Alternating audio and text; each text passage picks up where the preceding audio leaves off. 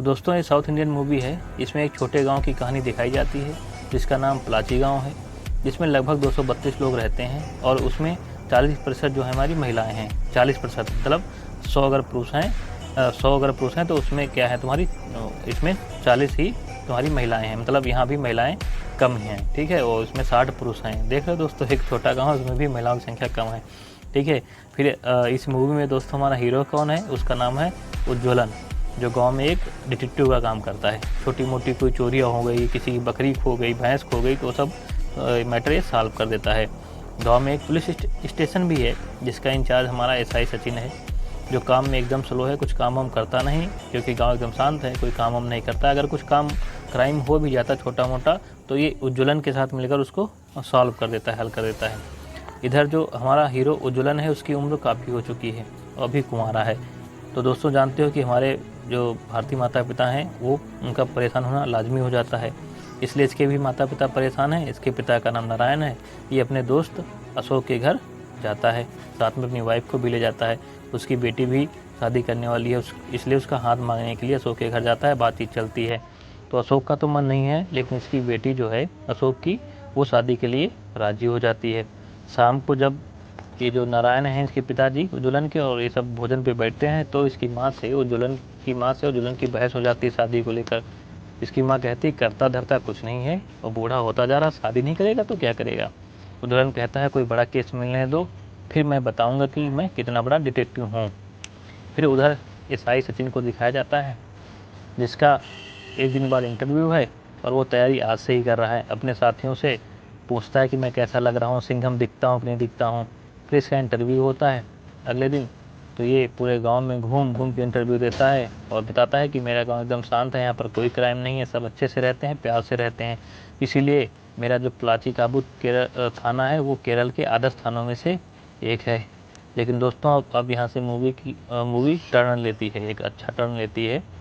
अगली ही रात अशोक, जिसकी बेटी की शादी होने वाली थी उज्ज्वलन के साथ, वो रात में एक व्यक्ति को देखता है जो बिजूका, जैसे जो खेत में बिजूका नहीं खड़ा किया जाता है उसकी जैसे ड्रेस पहने रहता है, ठीक है। और वही बिजूका जो आदमी होता है, बिजूका जैसी ड्रेस पहने रहता है, वो क्या कर देता है, अशोक की हत्या कर देता है। सारे गांव में खलबली मच जाती है। एसआई सचिन भी जाता है वहाँ पर, देखता है, उसको प्रोसीजर ही नहीं पता क्या किया जाए, तो उज्ज्वलन को बुलवाया जाता है। वो उज्ज्वलन को बुलवाता है, उज्ज्वलन बॉडी को देखता है, कहता है हत्या हथौड़े से की गई है, कोई स्ट्रगल के साक्ष्य नहीं है, हमला पीछे से किया गया है। वो इधर उधर घूमता है, देखता है, फिर उसको एक चप्पल और एक बीड़ी मिलती है, तो बताता है ये जो हत्या की है अतिकुट्टन ने की है, क्योंकि अतिकुट्टन का इससे झगड़ा हुआ था और अशोक ने उसका धंधा बर्बाद कर दिया था। फिर क्या होता है, पुलिस उसको गिरफ्तार कर लेती है। फिर न्यूज़ रिपोर्टर को दिखाया जाता है, वो टीवी में न्यूज़ सुना रहा होता है, ठीक है। उत्सव के बारे में बताया जाता है, रात में उत्सव होता है। तो वहाँ पर भी उत्सव में क्या होता है, एक दिवाकर नाम का व्यक्ति होता है जो बीड़ी पीने के बहाने, मतलब बीड़ी पीने के लिए उत्सव से उठकर दूर चला जाता है और वहाँ पर उसकी हत्या, वही आता है कातिल, वही बिजूका जैसी ड्रेस पहने हुए, और उसको पीछे से उस पर वार करके उसकी बहुत ब्रूटल तरीके से हत्या कर देता है। अब हत्या पिछली हत्या से बहुत अधिक क्रूरता से की गई थी। उज्ज्वलन बताता है कि ये काम किसी साइको किलर का है जिसको हत्या करने में बहुत मज़ा आता है और वो रात में एकदम जानवर बन जाता है। अब तो पूरे गांव में सन्नाटा। अब क्या होगा, थाने में जो एक सीनियर अधिकारी आता है वो एसआई को बहुत खरी खोटी सुनाता है और केस एक नई टीम को सौंप देता है। अब नई टीम को दिखाया जाता है, उसका इंचार्ज शंभू होता है और बढ़िया पीली जीप से गांव आता है, लोग उसका धूमधाम से स्वागत करते हैं। वो जब आता है शंभू तो सभी गाँव वालों को ब्रीफ करता है कि तुम लोग एकदम शांत रहो, मस्त रहो, कोई दिक्कत नहीं, ये जो कातिल है ये लोगों को मारता है, हम इसको छोड़ेंगे नहीं, ठीक है। और उसका एक अंग्रेजी नाम देता है बोगी मैन। के बाद जब शंभू थाने जाता है, सचिन को भी थोड़ा बहुत समझाता है कि तुम बाहर वालों की सहायता ज़्यादा लेते हो, बाहरों की सहायता मत लो, और लोगों से कहते हो कि 6:30 बजे के बाद शाम को सब लोग अपने घर वापस आ जाएंगे और कोई रात में बाहर नहीं निकलेगा। अगर कोई बाहर जाता है, रात में निकलता है तो पुलिस को बता के जाएगा। और इस सूचना के पर्चे भी बांटे जाते हैं और चिपकवाए भी जाते हैं। शंभू दुल्हन से अभी तक नहीं मिला था तो उसके अंदर बेचैनी रहती है, भाई नया पुलिस वाला आया है, इसकी इज्जत कम हो गई है। तो वो अपनी माँ से चाबी लेता है क्योंकि शंभू जो है इसकी बुआ के घर में ठहरने वाला है। तो माँ से चाबी लेके, चाबी देने के बहाने शंभू से उज्ज्वलन मिलने के लिए जाता है। शंभू से मिलता है उज्ज्वलन और थोड़ा बहुत बात होती है, फिर शंभू उसको वहाँ से भगा देता है। अगली सुबह शंभू क्राइम सीन पर जाता है, साक्ष्य एकत्रित करता है। एसआई सचिन को साथ मिले नहीं जाता है, वो उज्ज्वलन के साथ घूम रहा है और दूर से देख रहा है, कह रहा है हमको भी निकम्मा समझने लगा है, तुमको तो समझता ही था, क्योंकि उज्ज्वलन की तो इज्जत कम ही हो गई है। इसके बाद वो शंभू है इधर उधर जो खून अभी तक 2 हुए हैं उनका सबका साक्ष्य इकट्ठा करता है और बताता है कि प्रॉपर प्रोसीजर नहीं फॉलो किया गया है, इसलिए थोड़ा साक्ष्य मिलना कठिन हो रहा है। हमको क्या होता है, शंभू उज्ज्वलन के घर बिरयानी लेकर आता है और शंभू को देखकर एसआई जो सचिन है वो उज्ज्वलन को छोड़कर भाग जाता है कि भाई मैं जा रहा हूँ, नहीं तो सर देखेंगे तो बहुत नाराज़ होंगे। शंभू नारायण के पिताजी को बिरयानी खिलाता है और उसके पिताजी बड़े चाव से बिरयानी खा रहे हैं और शंभू तमाम प्रकार के सवाल पूछ रहा है। उज्ज्वलन वहाँ पर खड़े खड़े सुन रहा है। उज्ज्वलन को गुस्सा आ जाता है क्योंकि सवाल ऐसे थे, ऐसे शंभू पूछ रहे थे कि पूरा शक उज्ज्वलन के पिता नारायण पर ही जा रहा था। तो उज्ज्वलन से शंभू की बहस हो जाती है। तो शंभू ये कहते हुए वहाँ से चला जाता है कि छोटी मोटी चोरियाँ करके खुद को डिटेक्टिव मत समझो। अगला सीन आता है जिसमें तीसरी हत्या हो जाती है। हत्या जिसकी होती है उसका नाम है अरविंदन। उसकी बहुत बुरी तरीके से हत्या करके पेड़ पे लटका दिया जाता है। सारे गाँव वाले इकट्ठा होते हैं और गांव में और भी मतलब सन्नाटा, और लोग डर जाते हैं कि ये हमारे गांव में क्या हो रहा है, छोटा सा गांव है। तो सब आपस में प्रेम से रहते थे, ऐसा क्यों हुआ। पूरा मतलब पूरी भीड़ इकट्ठा हुई है, फोरेंसिक टीम भी आती है पिछली बार। जोसेफ नाम का जो एक्सपर्ट होता है वो पूरी जांच करता है और वो बताता है कि यहाँ पर कुछ नोट करने वाले तथ्य भी हैं। किलर जो है रनिंग शूज पहनता है। वो मिट्टी जो यहाँ पर मिली है वो यहाँ गाँव की नहीं है, कहीं बाहर जंगल की है। और किलर एकदम फिट है, क्योंकि फिट है तभी उसने इस बॉडी को पेड़ पर लटका पाया है। अगर फिट ना होता तो ये नहीं लटक पाती। किलर फेम चाहता है, इसलिए इतनी मतलब घनी बस्ती में आके यहाँ पर जाके इसको किलर को बॉडी को लटकाया है। और ये सब बात सुनकर उज्ज्वलन को जो है शंभू पर शक हो रहा था, क्योंकि शंभू सुबह दौड़ता भी था, रनिंग शूज भी पहनता था, एकदम फिट भी है, वो बाहर का आदमी भी है। शंभू जब आया था शुरुआत में गाँव में, अपने कहा भी था मैं इससे पहले भी 2 बार गाँव आ चुका हूँ। तो उज्ज्वलन क्या करता है, गांव वालों के सामने ही शंभू पर इल्ज़ाम लगाना शुरू कर देता है कि तुम गांव वालों को बेवकूफ़ बना रहे हो, तुमने ही हत्या की है, तुम रनिंग शूज पहनते हो, तुम फिट भी हो और तुम ही पहले भी बोले हो, कई बार आ चुके हो। तो शंभू भी उसके सवालों का अच्छे से जवाब देता है कि रनिंग शूज तो तुम्हारे पिताजी मार्केट से भी ला के पहन सकते हैं, फिर तो नारायण जी भी हैं, ये भी बॉडी को टांग सकते हैं। मतलब कुल मिला के वो गाँव वालों के सामने ही नारायण पर शक की सुई घुमा देता है। उसके बाद शंभू को डांटता है कि पुलिस के काम में टांग मत अड़ाओ, ठीक है, टांग अड़ाओ तो जेल भी जा सकते हो, ठीक है। इसी के साथ सीन काफ़ी पीछे चला जाता है, जहाँ उज्ज्वलन जो है अपने बचपन के बारे में सोचता है। वो अपने पिताजी के साथ और उसके बुआ का लड़का था उसके साथ पिताजी के साथ भोजन कर रहा है। उसके पिताजी एक भूत की कहानी सुनाते हैं कि भूत एक था और वो छोटे बच्चों को उठा ले जाता था। उसका स्वभाव डिफरेंट था, आदमी को नहीं मारता था, छोटे बच्चों को मारता था। जो बच्चे खाना नहीं खाते थे या जो बच्चे कहा नहीं मानते थे अपने माता पिता को, उनको उठा ले जाता था। जब पिताजी खाना खा के चले जाते हैं तो उज्ज्वलन कहता है दास से कि दास हम आज रात में चलेंगे और उस भूत को पकड़ लेंगे और लोगों की जान बचाएंगे, जो बच्चे खो गए हैं उनकी जान बचाएंगे तो देश में हमारा सम्मान होगा। सब डरते हैं लेकिन हम भी डरेंगे तो कैसे काम चलेगा। तो रात में दोनों बच्चे जाते हैं वहाँ पर। दास तो शंभू रपट के गिर जाता है, उसी टाइम दास कहीं गायब हो जाता है। तो फिर शंभू को पता नहीं क्या दिखता है, वो बेहोश हो जाता है। सुबह उसको क्या कहते हैं, वो उज्ज्वलन बेहोश हो जाता है। जब उसको होश आता है तो देखता है, पूछता है दास कहाँ है, तो दास पता चलता है कि अभी वो उसकी धुनाई हो रही है, वो गायब है, मिला नहीं है। उज्ज्वलन पूरी कहानी बताता है कैसे वो गया था, माफ़ी भी मांगता है और तभी से उज्ज्वलन जो है अंधेरे से डरने लगा है। इसी के साथ कहानी फिर प्रेजेंट टाइम में आ जाती है।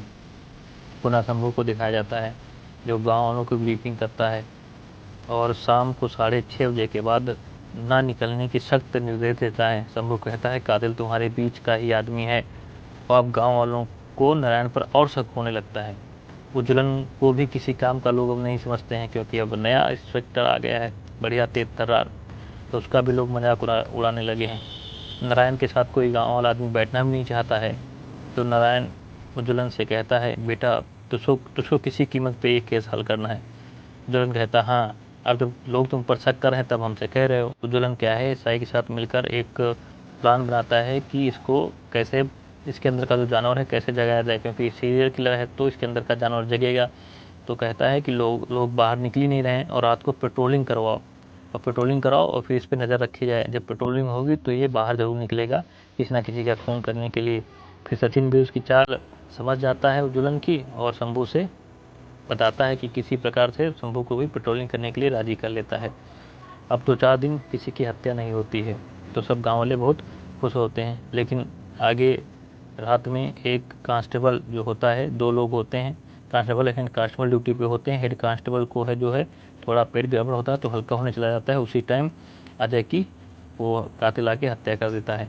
अब एक पुलिस वाले की हत्या हो गई है तो ऊपर से भी फ़ोन आ जाता है शंभू को। उसको भी सीनियर डांटता है कि तुमको इसलिए भेजा था वहाँ पर, 1 हफ्ते में केस हल करो, नहीं तो तुम एक केस दूसरे को दे देंगे। और उसके बाद टीम को भी दिखाया जाता है, टीम भी आती है, जांच करती है। फोरेंसिक टीम वो बोलती है उस समय बारिश हो रही थी तो बारिश की वजह से सारे साक्ष्य जो हैं ख़त्म हो गए हैं। हाँ, इतना ज़रूर कन्फर्म है कि अजय ने मरने से पहले हाथापाई कातिल से की है। ऐसा ही सचिन उज्ज्वलन पर बहुत गुस्सा होता है क्योंकि आइडिया उज्ज्वलन का ही था।